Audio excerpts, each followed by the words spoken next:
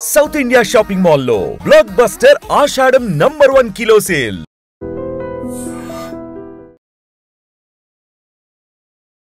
తెలంగాణ సర్కార్ ఎప్పుడైతే అధికారంలోకి వచ్చిందో రాకంటే ముందు చాలా హామీలు ఇచ్చింది. అందులో భాగంగా ఇంకొక హామీ ఏంటి అని అంటే మహాలక్ష్మి పథకం. అంటే 18 ఏళ్ళు పైబడిన అందరికీ కూడా 2500 రూపాయలు మహిళలందరికీ కూడా అకౌంట్లో వేస్తామన్నటువంటి ప్రామిస్ అయితే చేసింది.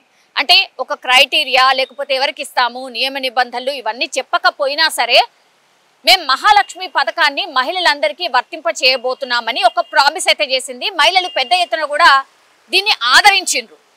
ఎందుకంటే 2500 రూపాయలు అంటే మామూలు విషయం కాదు. మనకు తెలుసు చాలా మందికి ఇప్పుడు పెన్షన్ అందుతోంది. దానికి అర్హత ఏంటి అనేది మనకు అందరికీ తెలుసు. వృద్ధాప్యంలో ఉన్న వాళ్ళందరికీ కూడా కొంత ఆసరా కిందగా అంటే పెన్షన్ ఇస్తున్నారు. కానీ మహిళలందరికీ కూడా మేము ఖచ్చితంగా 2500 రూపాయలు ఇస్తామని ప్రభుత్వం అధికారంలోకి రాకంటే ముందు హామీలో భాగంగా అది ఇచ్చింది, మహాలక్ష్మి పథకంలో భాగంగా. సో ఇప్పుడు మనకు తెలుసు స్థానిక సంస్థల ఎన్నికలు రాబోతున్నాయి. సెప్టెంబర్ 30 వరకు స్థానిక సంస్థల ఎన్నికలు ఫినిష్ చేయాలి అని హైకోర్టు కూడా ఆదేశించిన నేపథ్యంలో 42% రిజర్వేషన్కి సంబంధించి పూర్తి స్థాయిలో కసరత్తు ఒకవైపు జరుగుతోంది.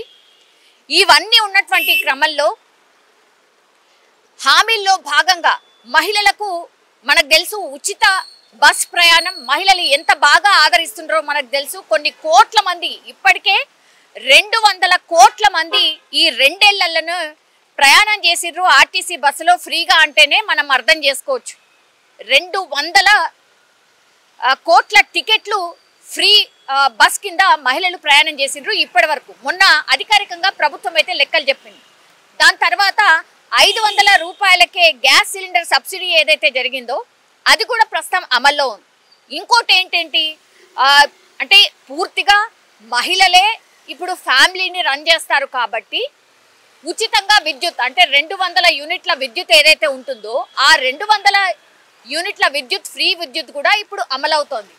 సో ఒక రకంగా చెప్పాలంటే అఫీషియల్గా 3 లబ్ధి పొందిండ్రు ఎవరు అని అంటే ఎక్కువ మాటికి మహిళలే. ఇప్పుడు ఇంకో హామీ వాళ్లకు చేసినటువంటి ప్రామిస్ 2500 రూపాయలు మహిళల ఖాతాల్లో జమ చేయబోతున్నాం అనేటువంటిది. రేపు కేబినెట్ సమావేశం జరగబోతోంది. దీనిపైన మేజర్గా ఒక డిస్కషన్ ఉండబోతోంది, ఆర్ డిసిషన్ ఉండబోతోంది అని మనకున్నటువంటి సమాచారం. ఎందుకంటే స్థానిక సంస్థల ఎన్నికలు రాబోతున్నాయి కాబట్టి ఈ పథకాన్ని కూడా అమలు చేసిన తర్వాత ముందుకు వెళ్ళాలని ప్రభుత్వం భావిస్తున్నట్టుగా చెప్తున్నారు. ఇప్పటికే సిఎస్ నుంచి పూర్తి డిపార్ట్మెంట్ వైజ్గా కూడా అంత ఇన్ఫర్మేషన్ ఆర్ డాటా తెప్పించుకున్నారు. దీని మీద మేజర్గా డిస్కషన్ ఉండబోతోంది. ఒకవేళ 2500 రూపాయలు మహిళలకు ఎవ్రీ మంత్ కేటాయిస్తే గనక ఒక్కొక్క మహిళ సంవత్సరానికి 30,000 రూపాయలు నగదు అందుకోబోతోంది. సో డైరెక్ట్గా ఇది మహిళలకు ఒక రకంగా చెప్పాలంటే నిజంగా అంటే వాళ్ళే ఉద్యోగం చేసినా చేయకపోయినా అంటే ప్రైవేట్ ఉద్యోగులు నేను మాట్లాడుతుంది, గవర్నమెంట్ ఉద్యోగులకి డెఫినెట్లీ ఈ పథకం అమలు కాదు. ప్రైవేట్ ఉద్యోగులు అండ్ రేషన్ కార్డులో ఉన్నటువంటి మహిళలు ఎవరైతే ఉంటారో, రేషన్ కార్డు కలిగినటువంటి మహిళలు ఎవరైతే ఉంటారో వాళ్ళు డైరెక్ట్గా అర్హులు కాబోతున్నారు అనేది కూడా ఒకటి. తర్వాత ఆధార్ని కూడా లింకప్ చేయబోతున్నారు అనేది ఒకటి. 18 సంవత్సరాలు ఖచ్చితంగా నిండి ఉండాలి అనేది ఒకటి. ప్రభుత్వ ఉద్యోగులు డెఫినెట్లీ అయి ఉండకూడదు, వాళ్ళు అర్హతలోకి జాబితాలోకి రారు అనేది ఇంకోటి. సో ఇవన్నీ కూడా బ్యాంక్ అకౌంట్ కూడా కలిగి ఉండాలి. సో ఇవైతే మేజర్గా ఖచ్చితంగా ఒక మహిళకు ఉండాల్సినటువంటి అర్హతలుగా మనకున్నటువంటి సమాచారం. సో రేపు పూర్తి స్థాయిలో దీనిపైన డెఫినెట్లీ ఒక డిస్కషన్ పెట్టుకున్న తర్వాత ఒక మేజర్ డిసిషన్ గవర్నమెంట్ తీసుకోబోతున్నట్టుగా కూడా చెప్తున్నారు. మరి ఇందులో ఎంతమంది మహిళలు లబ్ధి పొందబోతున్నారు, ఎవరెవరు అర్హులుగా ఉండబోతున్నారు, నియమ నిబంధనలు ఏం పెట్టబోతున్నారు అనేది కూడా ఒక పెద్ద ఎత్తున డిస్కషన్ జరగబోతోంది.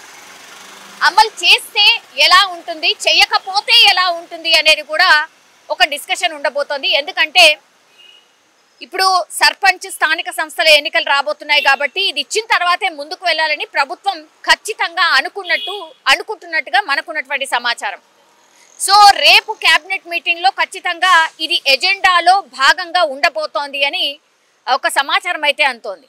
ఇదే కాకుండా ఇప్పుడు 42% రిజర్వేషన్ ఇస్తామని ప్రామిస్ చేశారు కాబట్టి ఈ బాల్ని కేంద్రం కోర్టులోకి నెట్టినటువంటి నేపథ్యంలో ఇప్పుడు పార్లమెంట్ సమావేశాలు కూడా జరుగుతున్నాయి కాబట్టి 9th షెడ్యూల్లో చేర్చి 42% రిజర్వేషన్ బీసీలకు కల్పించాలి అనేది కూడా ఇప్పుడు కాంగ్రెస్ సర్కార్ డిమాండ్ చేస్తున్నటువంటి సిచ్యువేషన్ అయితే కనిపిస్తోంది. ఇంకో ఆర్డినెన్స్ కూడా తీసుకొచ్చింది. ఇప్పుడు గవర్నర్ దగ్గర పెండింగ్లో ఉంది. ఇప్పుడు గవర్నర్ టైం తీసుకుంటారా, లేకపోతే ఆర్డినెన్స్ ఓకే చెప్పిన తర్వాత గవర్నమెంట్ ముందుకు ఈ ఆర్డినెన్స్ వచ్చిన తర్వాత డిసిషన్ ఉండబోతోందా, ఆర్డినెన్స్ అసలు చెల్లుతుందా, 42% రిజర్వేషన్ బీసీలకు అమలు అవుతుందా, ఇట్లాంటి రకరకాల చర్చలు అయితే వస్తున్నాయి. సో రేపు పెద్ద ఎత్తున ఈ 42% బీసీలకు ఇచ్చే రిజర్వేషన్ మీద కూడా పెద్ద ఎత్తున చర్చ ఉండబోతోంది. అందరి అభిప్రాయాలు కూడా తీసుకోబోతున్నట్టుగా మనకున్నటువంటి సమాచారం. ఈరోజు సీఎం రేవంత్ రెడ్డి ఢిల్లీలో ఉన్నారు. ఆయన ఖర్గేతో అట్లాగే రాహుల్ గాంధీతోని ఒక డిస్కషన్ కూడా దీనిపైనే చేసినట్టుగా కూడా చెప్తున్నారు. అట్లాగే ఈ అంశాన్ని పార్లమెంట్లో లేవనెత్తాల్సిందిగా కూడా రిక్వెస్ట్ చేసినట్టుగా కూడా చెప్తున్నారు.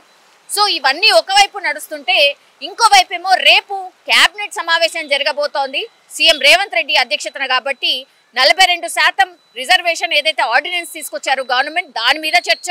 ఆ తర్వాత మహిళలకు 2500 రూపాయలు ఖచ్చితంగా ఇవ్వాలి అనే ప్రతిపాదన మీద ఇవి రెండు కూడా మెయిన్ ఎజెండాగా ఉండబోతున్నట్టుగా మనకున్నటువంటి సమాచారం.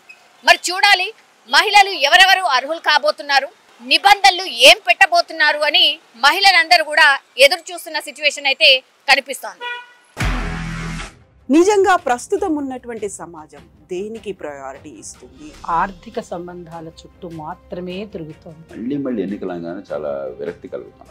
మంచి అనిపిస్తుంది కదా, లేడీస్ కూడా ఛాలెంజింగ్ జాబ్స్ చేసినప్పుడు చాలా బాగుంటది. ట్రాఫిక్ అసిస్టెంట్స్ గా నియమించిన ట్రాన్స్జెండర్స్ అందరితో సాల్యూట్ చేయించుకుంటున్నారు. ఫుడ్ డెలివరీ ఇవ్వటానికి వెళ్ళినటువంటి డెలివరీ బాయ్ అనిల్ పై కళ్ళ ముందు పెళ్ళండి